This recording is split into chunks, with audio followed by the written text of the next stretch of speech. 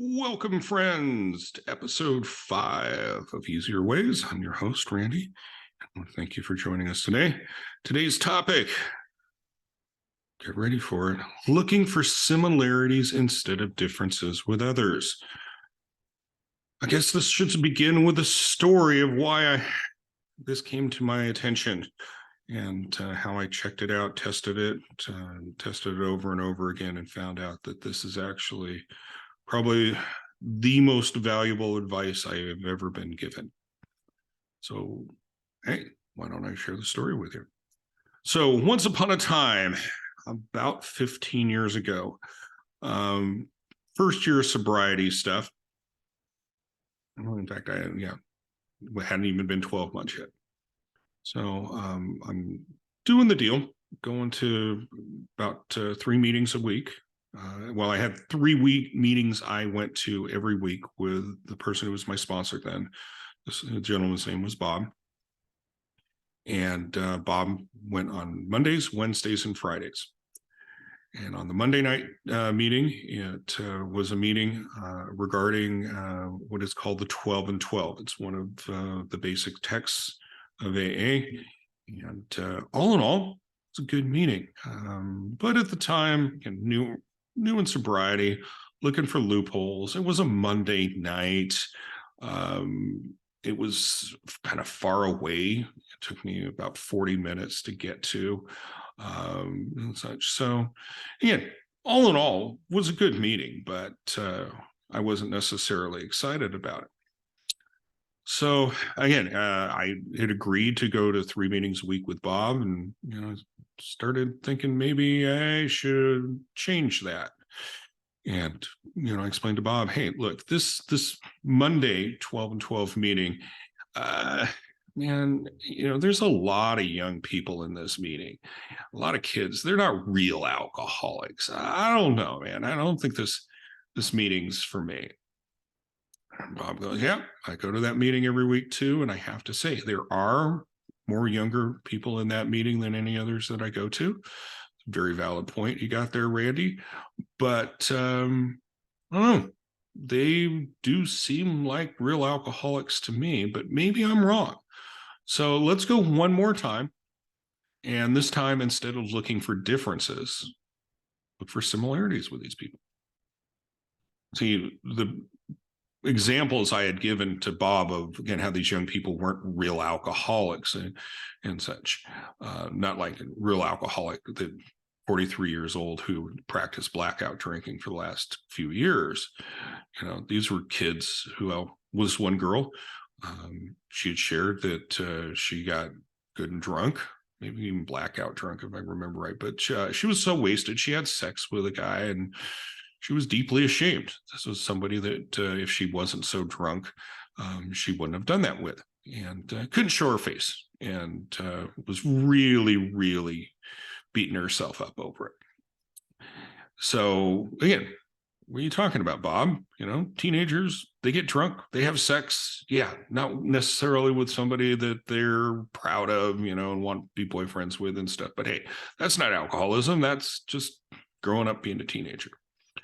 The other person I cited, young man, again, high school age, he had gotten drunk and wrecked his car. And I had basically the same type of attitude about it. I was like, what are you talking about? Again, kids, not every kid, of course, but my gosh, I can remember growing up, there seemed always at least a few kids after 16 years old and stuff that got drunk and, lost control of their car and wrecked it. And again, there were sometimes when there was injuries, fatalities and stuff. And those, of course, really tragic things, but come on, we get drunk. Well, I certainly had my first car and stuff. Had like only 2 weeks before I totaled it. Went way too fast around a corner and stuff. Wound up on a guy's lawn and stuff. And anyway. So again, this guy, that's not a real drunk. So again, Bob's hearing me go on and on about this stuff, and he goes, "Man, why don't you, again, could be wrong, but why don't you just go one more time and look for similarities instead of differences?" So being a person who loves a challenge and wanted to prove my point, I go the next time. But I did as suggested. I did listen to these people. And again, this is just 7 days later, same people are there at the meeting, and basically the same things are being shared, which again, if you're not interested, you're not identifying with these people, it can seem, I don't know, redundant, overboard, boring and stuff. Again, easy enough to disregard. But again, this time I was taking Bob's suggestion. I was really listening to these people. And instead of hearing this woman talking about, getting drunk and screwing, I could hear the shame. I could hear the self-hatred. And that was something I was very familiar with. Details of the story are my own, totally different. Heck, high school, I was having sex, whether it was somebody I wanted, my girlfriend or not, I'd be kind of proud of it, wouldn't be ashamed of that. But in regards to going to a party and getting so drunk that I can't stand, and then when I start feeling sick, I can't get off the couch and I get sick all over myself. And it's the kind of party where like everybody at school's there, everybody again in the living room of this party and stuff sees me puke all over myself. Yeah. I know what it's like to be so ashamed that you never want to show your face in school again. And hated myself for it. So again, this time, yeah, her share hit home. And the guy who wrecked his car, same kind of thing. As I said, my first car I wrecked, I was older than this and stuff. But yeah, 2 weeks into it, cruising around, I see a friend of mine, Rob Melberg. Hey, what's going on? And he's like, dude, he just got some killer bud and stuff. And I'm going to go to the liquor store together. And then we're going up to the hills and partying. Want to join me? And it's like, fuck yeah. So he gets in the car. I floor it. And in 2 corners later and stuff, I don't know how fast I was high as a kite then and stuff there, but it was a 4-wheel drift, went up into a guy's lawn.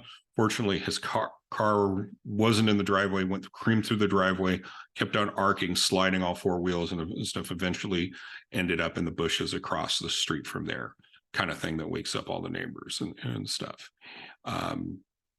So I know what it was like to have my first car and, all the freedom and stuff to it, where it's like, right on. Yeah, I can go to anywhere, anytime I want. As long as I got gas in the tank and stuff, I get to do whatever I want.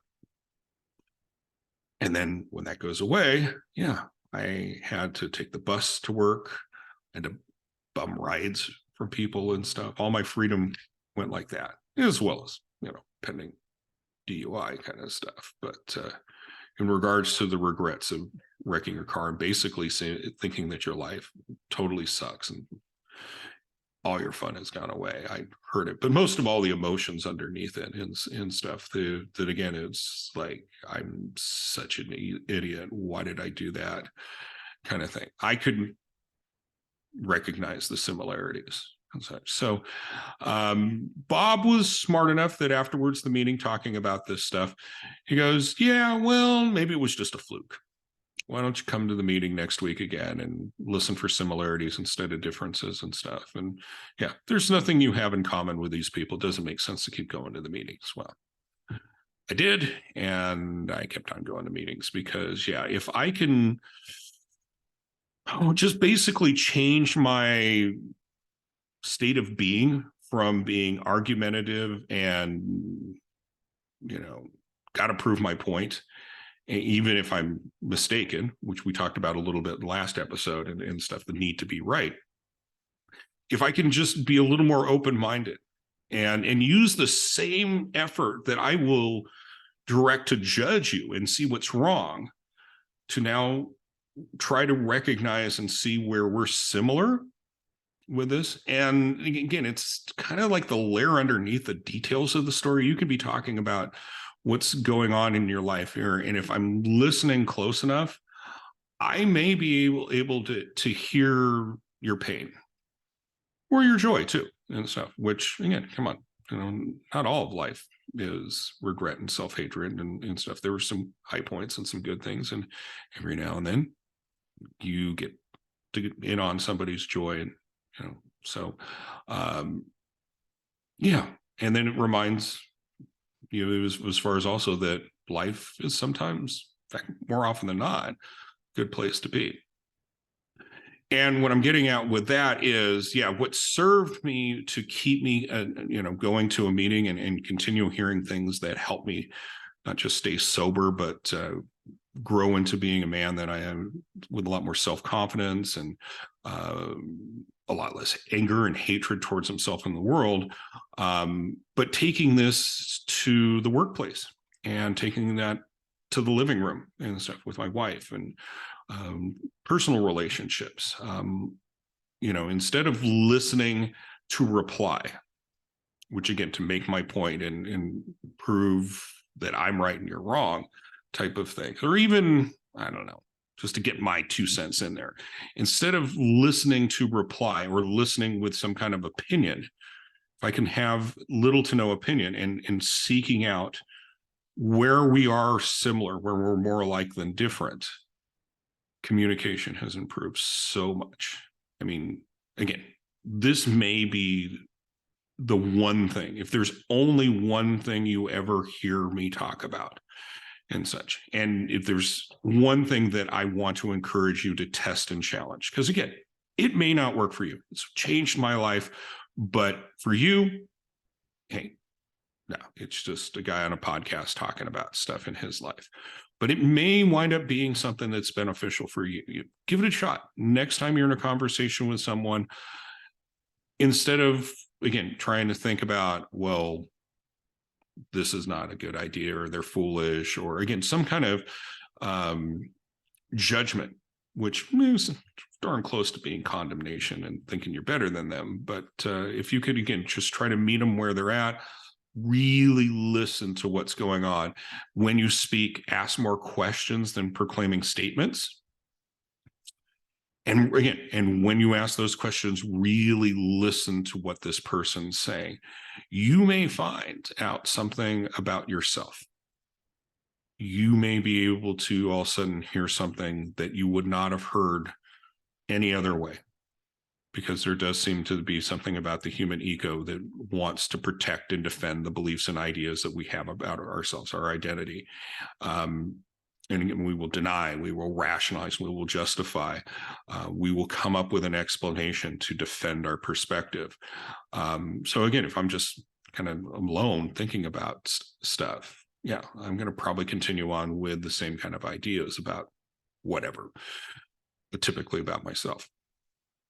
If, on the other hand, I hear something and the response is me too, like I said, I'm hearing somebody speaking about shame and self-hatred and regret and remorse, hearing that and going, yeah, me too. I felt that way. Me too. That's a thing called empathy. Okay. It's not pity. It's just like, yeah, I feel your pain. I don't necessarily need to just speak this, emphasize it and stuff. I think people can sense it when you're just being present to them and you're there. In fact, actually, that's kind of a little more advanced nuance about it and such, is not going over on and on about it. Just, I hear you. I relate. Mm-hmm. And giving them the space to let them continue to express themselves. I can say being the person that's been allowed to express themselves and stuff, it means that what I'm thinking and what I'm feeling has some validity. That it doesn't mean that I didn't make my own bed and I created the situation. But again, what I'm thinking here and now and such, that it's like the opposite of, again, it's just like if I express myself and it's dismissed, I'm not heard. Again, I'm interpreting it's not important. And by association, I'm not important. Where, again, if I'm seen, I'm heard, I'm acknowledged and stuff, again, this thought and feeling that I'm expressing is valid and I'm valid. Okay. I'm worthy of enough of you being patient and kind and hearing me out and letting me get this off my chest. And you're not trying to fix me. you're not judging me and such, I will feel better for being in your presence, and I will be appreciated. And also, I am much more likely to extend that grace to someone else. So not only are you, again, by being patient and kind and compassionate to the other person, by listening for similarities instead of differences, not only is there a benefit for that individual and a benefit for yourself, but there's probably a lot of people that you will never meet that will benefit from this, because, well, you may have heard this the saying, hurt people hurt people. Again, so if I have some kind of emotional wound that I'm carrying with me and then I project it upon others. Also, if there's, healed people heal people. And that's what I'm kind of talking about. If you feel a little more, again, brotherly love, compassion for people and such, there is a perpetuation of that when you're kind and compassionate to other people, they may, no guarantees, but the odds are it's kind of sort of the whole thing. If you smile and say thank you to people and stuff, they reciprocate with you're welcome. They smile to you and stuff. They just kind of seem a little more at ease, and maybe very likely and stuff. The next person they talk to, there will be the ones that initiate the thank you, the please, whatever kind of stuff. That is just as likely as being angry and aggressive, just attacking people. If you change that around and you're rude to someone, they may, again, echo that later on. Maybe not to the very next conversation, but that whole thing, what a jerk, when other words that you would, which probably would be appropriate. Again, this person was that way. That kind of is there with you as well. As I talked about, the pebble in the shoe. There's something that the person will carry, and the next time they're provoked, this may be carrying around with them in the subconscious, that the next time somebody's blunt, rude, whatever, they come back, instead of being patient and kind and stuff, they come back and they, being blunt, rude, and because they've been kind of carrying this anger around with them. So my point is, by listening without opinion, seeking out similarities instead of differences, you will likely benefit from it. The people you're having conversation with will likely benefit from it, and those that you will never meet will benefit from it. But don't believe me. Test it out. Try it. Let me know if it works. Or, again, if it doesn't work out, let's have a conversation about that, which kind of segues into, again, I'm going to start doing now some interviews, enough of my monologues and stuff. I've got some interviews, some great guests here that will be sharing their perspectives on what life was like, what happened, what it's like now, how their life is easier as these things. If you'd like to be involved with these conversations, let people eavesdrop on us talking about something, putting in general the topic of how your life is easier, please reach out, let me know. Of course, we'll talk before we do record anything, but if we have shared values, and it seems like it's probably going to be a conversation that the listeners will benefit from, let's record it and let's do something. Let's pay it forward. So you'll be hearing more and more, those conversations in the coming episodes. Some really cool people. Again, these are already recorded, so I speak very, very confidently that the conversations you're going to hear have high value. And again, if you feel so inclined that you'd like to be involved, just let me know. Reach out, because again, I'm not a mind reader. I don't know, what you've got to offer, but odds are you've got something that can benefit others, and I'd like to know about it. And again, if it's as good as it probably is, I'm pretty sure we need to share it with the rest of the world. So until then, thank you for taking time to listen, and I look forward to sharing a little bit more with you very soon. Until then, take care, and may peace be with you until then.